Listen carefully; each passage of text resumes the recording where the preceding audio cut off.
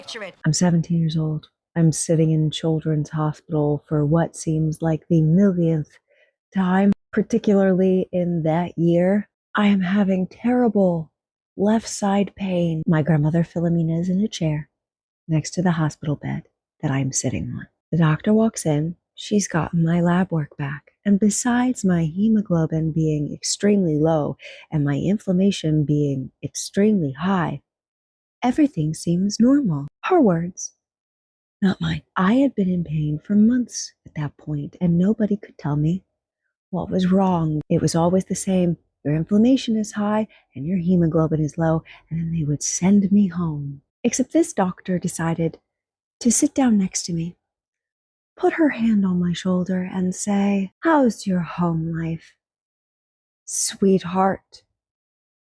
Are you having problems in school?" Let us just say that Philomena did not like the implication of what the doctor was asking me. My grandmother stood up out of her chair and said, "Laura Marie, get up, get dressed. We're leaving." I did exactly what Philomena told me to do. The doctor is confused and asks, "What's going on?" "How dare you sit next to my grandbaby and act like this is in her head? You are not up with her all night long as she's pacing the floor in pain." "Well, ma'am, I just think that Laura would benefit from a psych evaluation. You just came in here and said her hemoglobin was extremely low and her inflammation was extremely high, and yet you think it's in her head?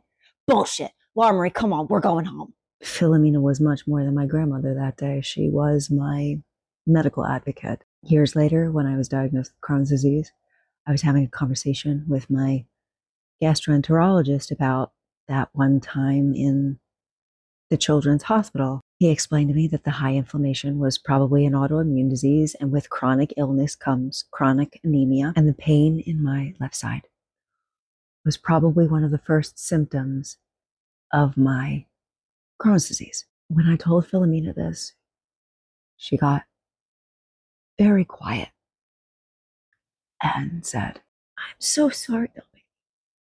If they would have listened to you, this would have saved you years of pain and suffering. I'm so angry for you." As you always say, Grams, it is what it is. Also, good news. What? It's not in my head.